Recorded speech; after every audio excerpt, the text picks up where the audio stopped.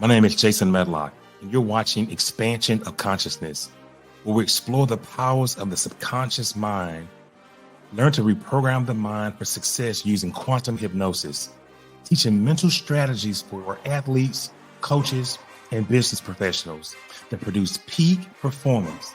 Also using meditation and mindfulness to build more focus. Let's get to it right now.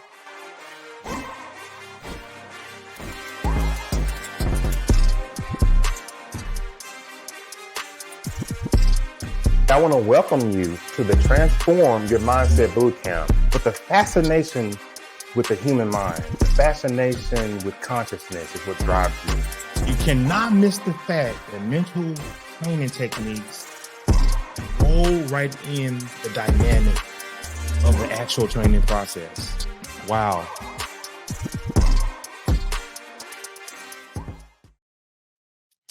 Welcome to the Mental Game Plan. I'm your host, Jason Medlock, and it's glad to have you back for another exciting episode. And on this show, we bring all the topics that have to do with sports, but in particularly the mindset of athletes and what athletes actually go through, business professionals, and coaches. What do they go through when it comes to understanding how to move their mindset just from a stagnant mindset to peak performance? And today we have Dr. Tom Hanson on the show. Dr. Hanson brings over 40 years of distinguished experience in coaching peak performers, making him a valuable addition to any advisory board out there. A seasoned professional and a personal development expert, Dr. Hanson has a proven track record of helping individuals unlock their full potential by addressing and overcoming internal constraints. Dr. Hanson is renowned for his ability to inspire excellence, enjoyment, and evolution through his tailored messages, his deep understanding of performance psychology, and his unique ability to connect with diverse audiences, including business executives and individuals seeking personal development, allow him to provide insights that drive success. And these people trust Dr. Hanson, and his approach is informed by timeless wisdom from legendary athletes such as Hank Aaron, and focusing on principles like put the ball on the fat part of the bat. All that's designed to make everyone feel included in the journey toward success. In addition to his group coaching and public speaking, Dr. Hanson offers personalized one-on-one coaching for executives, guiding them to master the 5 biggies, the core principles behind achieving peak performance and profound satisfaction. Dr. Hanson's philosophies underscore the importance of excelling in both the results game and the experience game, ensuring the success and achievement beyond. Without any further ado, we're going to bring on Dr. Tom Hanson. Hey, Doc, how are you today? All right, I'm jacked up after that intro. It's like I want to meet this guy. Hey, you know what? We're going to find out who he is in a moment, and we're going to let everyone meet this guy. But a man who has traveled the spectrum and has experienced the highs and the lows with players, personal life, and a number of things. And you created a number of systems until you tweaked, until you perfected it to help others gain the mental control that they want. But before we talk about that, can you tell us how you got started in your road to discovering levels of consciousness and levels of mental aptitude that people can reach? Yes, for me, it was very much like follow your bliss. I don't know if you know, people are familiar with Joseph Campbell and the power of myth. He's like, hey, studied all these past. It's like, hey, follow your bliss. And for me, fortunately, I had parents and I grew up in a family where I was free to explore that. There were very high standards set. We had, actually, of my core 5, I got 3 brothers. Of the 5 of us, 3 have performed in Carnegie Hall separately. It was not as a family. So it was like a high performance family. And yet there was a lot of freedom to go after what I wanted. And so kind of the long story short was in 1983, I was in a bookstore and I saw this book called Sports Psyching at a bookstore. And I still have it. and I reached it. It's like from that moment on, it's like it's like chocolate and the peanut butter. It's like my Reese's peanut butter cup moment of putting the two things that I love, sports, because I got into it because I was big and fast and strong, just naturally. Not that I didn't earn it. I just was given that. And so I was really good at sports. And so obviously like that. And the music was big in the rest of the family. So I kind of went my own way with that. And then I really I really like psychology. And so to have a field that where they put it together was phenomenal.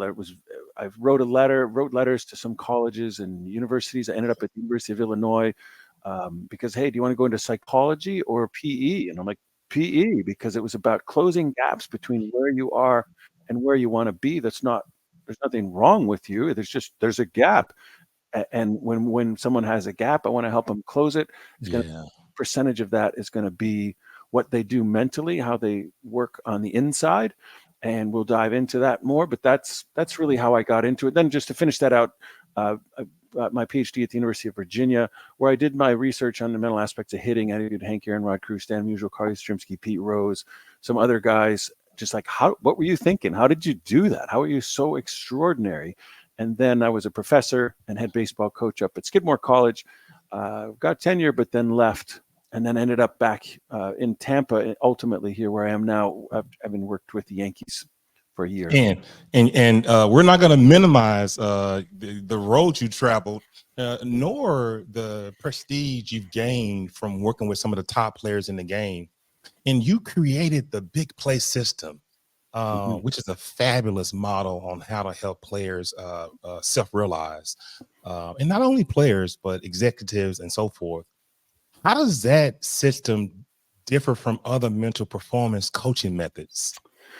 Well, I guess the biggest thing is that it's what came out of me after I just have it continually ingest. Then I put out. I'm really a chronic teacher and always looking to simplify and pull things together in a way that make them digestible. So, like if I interviewed Hank Aaron, Rod, interviewed these people, how'd you do that?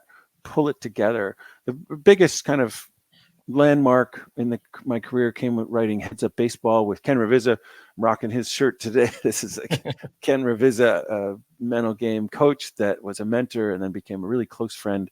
We wrote 2 Heads Up Baseball books, and it really has had a big impact on how baseball and softball really have played. A lot of times you hear mental game coaches say, how did you get into the field? It's like, well, I read Heads Up Baseball. And so it goes back quite a ways. And for me, then it's like, it's just a continual process of looking to pull it together. So the Play Big system is really about, how I said, talk to 8-year-olds. How are you going to talk to 8-year-olds? What are you going to say to them? It's like, well, I don't know. But if I could only say one thing, it would be act confident. So we're going to act. That's A. And if second is B, is breath. So, and then C was commitment. There's a lot of things that can be C, but commitment is the main thing. And so it's like, okay, make it literally as easy as ABC to have a simple system.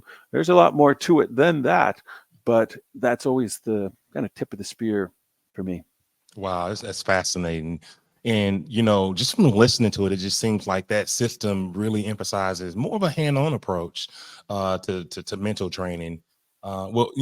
Speaking of which, one of the aspects of your system, and I was reading your bio, is the focus on the pitch by pitch or play by play basis. And can you elaborate, since you did mention this ABC theory? Can you elaborate on how the big play ABCs develop the focus in these athletes? Yeah.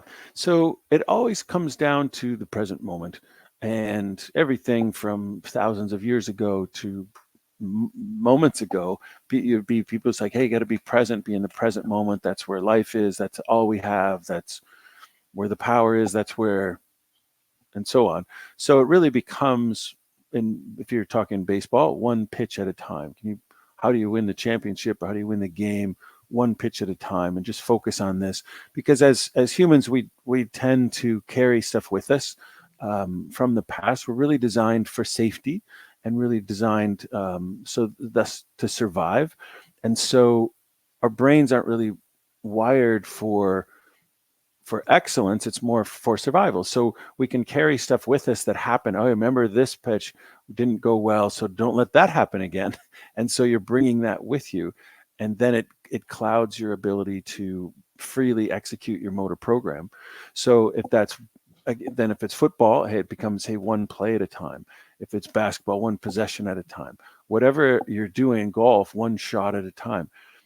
And you have something that you're doing that puts that in a bubble that no matter what's going on, you're able to lock it in. So for me, again, it would be, hey, go out and do your ABCs and have a routine there. You mentioned Hank Aaron. It's a great one. When I was talking with him, I mean, he's 11 miles of base running ahead of Albert Pujols in terms of career total bases. So it's like Albert Pujols would have to get base hits and run for 11 miles to catch Hank Aaron. So as a PhD candidate, I said, how'd you do that? Penetrating question. And he talked about his mental preparation, how he prepared. He visualized, he thought through, okay, what does this guy have, this pitcher, what's he going to throw me here? And as a result of that, it put him in a bubble where he was focused on the ball and this one pitch rather than the death threats. It was going to, hey, no black guy's going to break Babe Ruth's record. You're going to die one of these days in Montreal. And it's like, well, how did you keep focused when you got these death threats? It's like just what I was telling you. I would visualize, it'd be so focused on what's going on, what's coming up, and then what's going on right now, one pitch at a time. And he did the same between pitches. He would visualize, okay, I think this is coming. And then and so having that has enabled him to create the career and set the records that he did. Wow. And it just seems like listening to you talk, the ABCs, they build focus for the athletes doing these high pressure, high anxiety moments. And this level of detail is really powerful. And I'm a witness to it because I've gone through your program. And now this system is actually diagnosing the root causes. And you mentioned a minute ago, yeah, there are other things that go into it. We'll get to it later. But one of those things that always fascinated me was the human design models that you've created. And you've put those together in such a way that they pinpoint things. They help the athlete self-realize. They help the athlete find the root cause of different performance struggles. Can you elaborate on that for us? Yeah, I'd be happy to. So first, with the basic design of a human, everything is a perception. We're perceiving stuff. We don't really see each other. It's like, well, yeah, there's Jason. It's like, well, no, he's not there. It's a representation of you. But that representation is being represented in my mind. So it's everything is coming in and is a perception, and we distort information to make a mental model. We distort information, we make generalizations, we leave stuff out. And so a lot of what the work becomes in order to free an athlete to play their best is to help them shift that lens. I call it a lens. In fact, I just had it. I was just talking to somebody. Here's but first, with the design of the brain, break it into two parts. It's a little more complicated than that. But first, it comes to MIGI, the amygdala.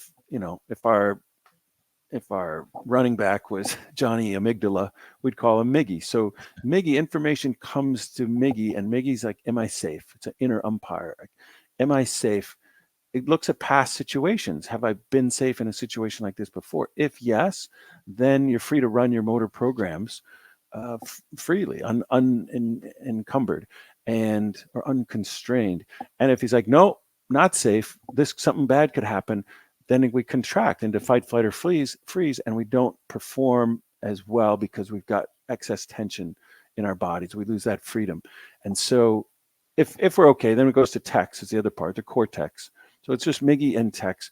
But Miggy's driving the bus. Tex can say, hey, it's just baseball, or hey, it's just a football game. Hey, it's just a round of golf. But if Miggy sees danger, you clamp down. Hmm. So that's the brain model. And just real quickly, then here's this mental mechanics model. You focus on something. Hey, I'm coming up to bat, or here's this shot on this par 3. There's water on the left, and so whatever you're focused on goes into your lens, and you have a perception of it. Do you see it just kind of as it is, or do you perceive it as a threat? If you feel good about it, if you're feeling confident, this is how you experience X. And so feeling good, feeling danger down here. Now Miggy's driving the bus, and this is choice of action. Up here, there's a lot of choices. If you're feeling good, down here, only 1 or 2, and then you take action and get a result. So the better you feel, the more you see your sport as a fun challenge, the freer you are to perform. Of course, we want to minimize the constraint that's caused by a negative perception of threat. And we also then want to maximize a player's ability to perform even when they are stressed or constrained. And that's where it's like having the routine, having the ABCs, like I'm going to do that. If you have no confidence, it's like, oh, I know, but you're up. So what are you going to do? You want to have something that he'll go to that will help him or her optimize their performance and have the best experience they can. And the teaching methods, it's just so amazing how individualized your approach is to actually walk a athlete, a business owner, anybody through the process on how the amygdala is processing the what you're seeing, the perception. Is it a green? Is it a yellow? Is it a red? That's amazing, and the effect that it has on the athlete. And when these guys can see these diagrams of these actual models, it really sinks in. And I just applaud you on that. And I found it fascinating as I was going through the course. And along with these models that you're using, I know you've explored deeper levels of technique, like tapping and havening. Can you share how these emotional release techniques work, and why are they so effective for athletes? Well, what I just and I'm a constant learner. I'm always looking for more and more ways, and I can take these ABCs and it's like, yeah, go do your ABCs. Well, it is great. It's really good, especially now. As an act, here's what I do on the field, on the court, on the course, whatever it is.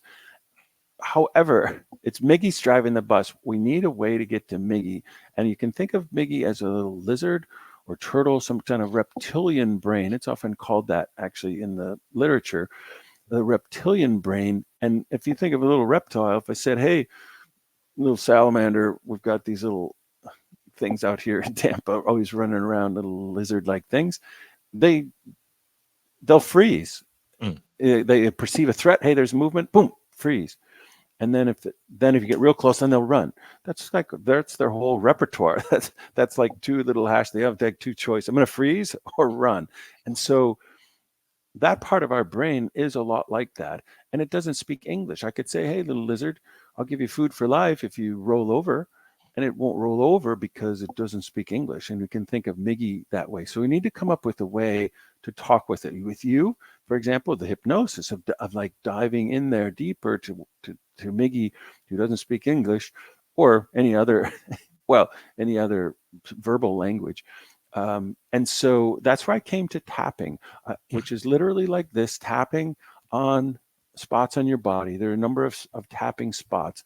I'm an explorer, so I explored, and then I was on the phone call with a guy, Gary Craig, that kind of is contributed with inventing it, and I laughed and hung up.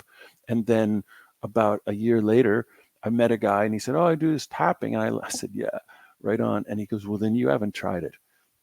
Okay, man. Okay. And then I got this free manual. I'm sitting at a baseball place selling my books, and this mom comes up and says, hey, can you help my son? He struck out with the bases loaded to end the game. I'm like, sure. And I start talking to him and breathing, and maybe if I had the ABC, I didn't have the ABCs then, but it would have been very cognitive behavioral. Oh, I could think. And then suddenly she goes, no, isn't there something you could do? And it was sort of odd.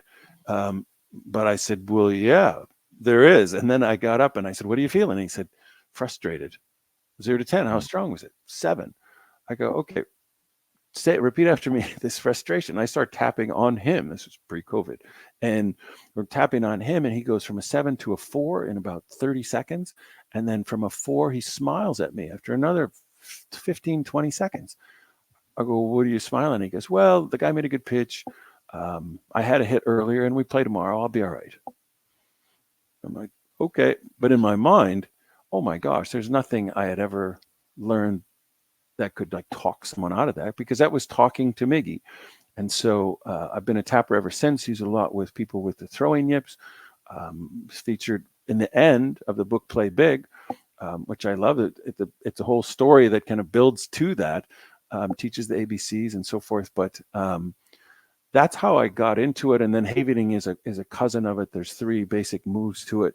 And again, we need to get down deep to have a big change in that lens. I call it lens crafting, so that X is more likely to occur as a fun challenge than a dangerous threat. Wow. And, tapping is akin to acupuncture, Eastern medicine, Eastern fundamentals on how to relieve stress in the body.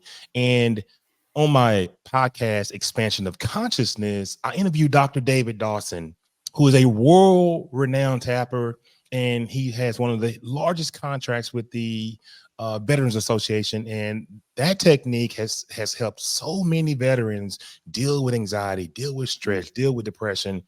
And I talked to a number of people about tapping over the years, and they've been on the show tapping, and I've done it, but not until I actually applied it in a way, taking your certification mental training course, did I really feel the effect of tapping. And it's absolutely amazing. It's absolutely amazing. I thank you for integrating this obscure tool into sports psychology. And I know you slid it in the back door, but yeah. Yeah. Look, that's been a mission of mine. Here's a book that the science behind tapping, Yes. all about, just what it says is pulling together all the research on it. There's tons of research. It's not like you have to believe in it. You would have to do it. And so it's a very powerful tool. I would really rank it as my most powerful tool. I don't always lead with it. Depends on how much a person's hurting. The more they're hurting, the more it's like, hey, focus on this. Let's go. And off we go tapping. Just because, again, Miggy drives the bus. Your cortex can say, hey, it's just a game. My mom loves me no matter how the game goes. Just go out and have fun, Johnny. Okay, but that's talking to cortex. And so it's, if you're like in an Uber or you're in a taxi, if the driver, you go where the driver takes you. You can say, hey, go left here. And he may or may not go left. They could go right. And because they're driving. And so Miggy really is the driving force for us. And so we have to have a way to get to them. Okay, so here's the good part. Here's the fun part. And these are some of the tools that I like because I use these in my mindset performance coaching program, where I just use a lot of hypnosis. But as I was learning how you incorporated tools into this sports psychology realm, I want to understand now, just for the audience, how do you use foundational tools like visualization, relaxation, and positive self-talk to contribute to the mental toughness and of athletes? And then how do you teach them to incorporate these tools to what you're already exposing them to? So a lot of that is making recordings for people and just say, hey, listen to this and do this, and it brings it right in. And so we really just weave it right in of like, hey, you can see this, can you not? Like a preposition, you can see the ball going right to the guy's chest. What do you notice about your delivery as you see the ball go through the strike zone? And I'll just put that right in the conversation, and then bring awareness to their self-talk. They're talking to their self. I'll bring it in as it as it comes up, all these things, it's like as it comes up and what they seem to be focused on, because so much of it is individual differences with different athletes. But we always get there to those fundamentals, like visualizing, like self-talk, that really make for the tools. Those are the tools to go in and make adjustments to a mindset. So we really just kind of weave them in and then have them practice things. That's how I'd say we do that.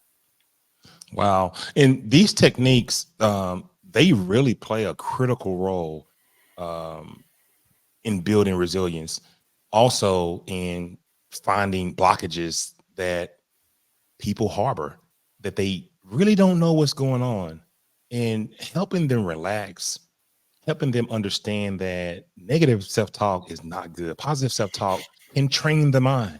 Mm-hmm. And when you visualize, who you want to be, and I won't even get to the future self stuff, but I mean, who you visualize who you want to be, Mm-hmm.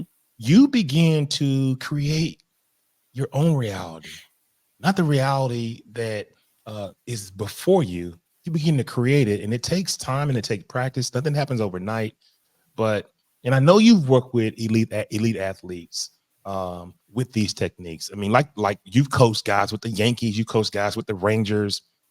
When you're looking at just the program itself, how do you tailor your methods to suit their needs? Well, with an individual, if an athlete that I'm working with, I'll be like, oh, I'll have a conversation right after this one with a guy. It's a long snapper, Okay.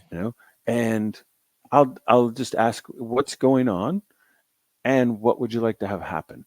And so we establish a clear gap that what would you like to have happen, and is huge. And then we flesh that out a little bit to get clear on the vision, what we're playing for, and then okay, what's going on now? There'd be something in the way, as you alluded to before. There'll be some kind of interference, or somehow, some way his thinking, his lens is got it so that it's a dangerous threat. And so you get nervous, and then you get muscle contraction and lose focus, and your performance goes down. So we want to uncover that and then use whatever tool makes the most sense to help pull that out of the way. Yeah. So, yeah. Some guys are more advanced. Some guys are have problems that you have to go to certain tools in the bag. So I totally get that. But Dr. Hanson, you work with companies like Microsoft, Verizon. How do you adapt your sports performance coaching techniques to help business leaders excel, and they have their own high pressure environments to deal with? yeah. So it's really human performance. Everything that we've talked about here, I give examples from different sports, but it could be a meeting or a drive, off a tee. So, you might be driving to work, you might be driving off the third tee.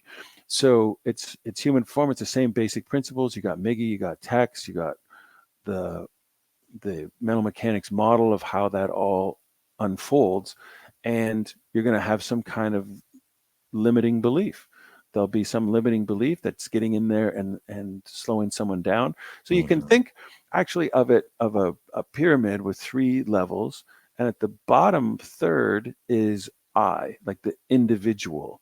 And then so we want to have individual performance, optimize that. So it's like, what do you want to have happen? Okay, well, what are your values? Okay, and what gets in the way? And how do we segment that? How do we break down your performance on a per day?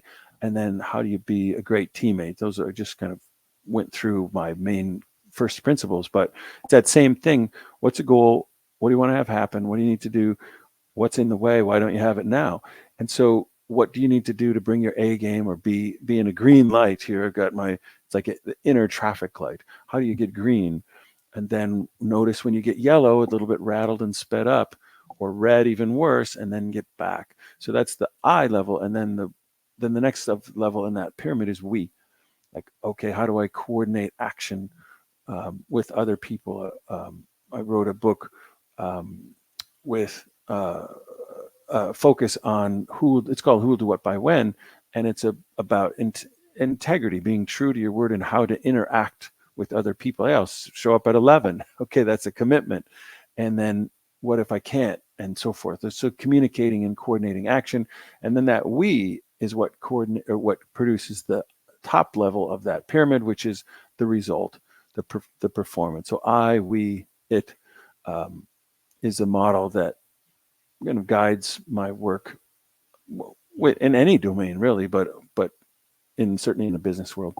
And what has drawn me to you, and I listen with total admiration, and you say it over and over again, and you just confirmed it, is your focus goes beyond just performance. I mean, it just really transforms an athlete, an executive, a regular person. It transforms their entire mindset. And that's sort of the program I was already doing, but the tools that you've introduced in my life have really, really been cutting directly to the point. What would you like to have happen? And people are listening saying, well, that's an easy question, but it's a really profound statement. Very.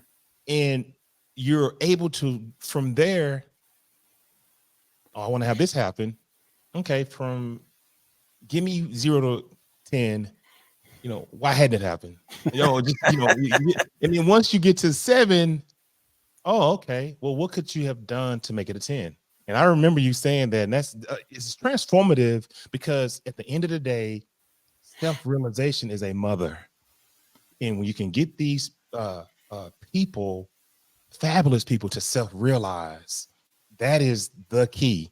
And I just look at the parallel on how you go about it, and some of the other coaches out here that may be life coaches, that they may be just different types of spiritual coaches. It all centers around some of the same techniques, and I just think it's so fascinating. Yeah, I love it. It's obviously a passion of mine, and I think that what I hear and what you're speaking to is all we have is experience. And it's like, hey, what do you want? It's like, oh, I want $1 million, or I want to win this championship, or I want to reach this weight, or make, whatever it is. It's more effective when you're actually asking someone, well, what would that give you? Oh, okay. And what would that give you? And what would that give you? Just keep going. And it'll be like, well, it ends up to a feeling. They all funnel down to a feeling. It's like how I think it would feel to win the championship, how I think it would feel to make this much money. So that's an experience. And what are we drawn to? Why was I drawn into sports psychology? It's like, I love the way it felt when I was in the conversation, when I was focused on it, when I was doing it. I love that feeling. And so it becomes about experience. So it's like, I want to help people have a great experience while on the planet. I can't find the quote. I mean, who said it? But my buddy told me about it. Some rock guitar player said, I don't know. He said, I just want to help people through whatever this is. And like, whatever this is, this life that we're in, well, whatever it is, I want to help people have the best experience, and enjoy the ride while we're here. And my particular focus is sport. Like we've talked about, I've done a lot in business as well, and what you could call life coaching. But it's like, it's an experience, like I'm really enjoying this experience with you. And that's all there is in the end is the experience.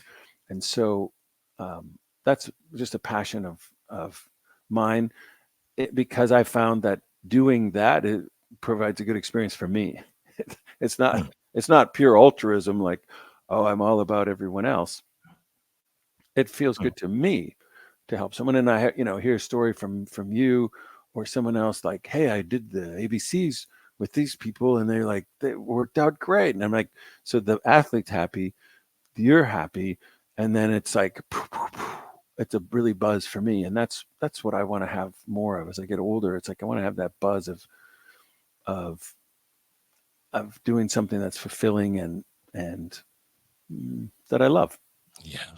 It's clear that mental game training transcends sports, businesses, business owners, regular people. It's fascinating to master your mental mind and in your game. And your game is just not on the field. It's in the office. It's with the family. It's how to deal with your son. The mental game is important. Now let's just talk about you for a second.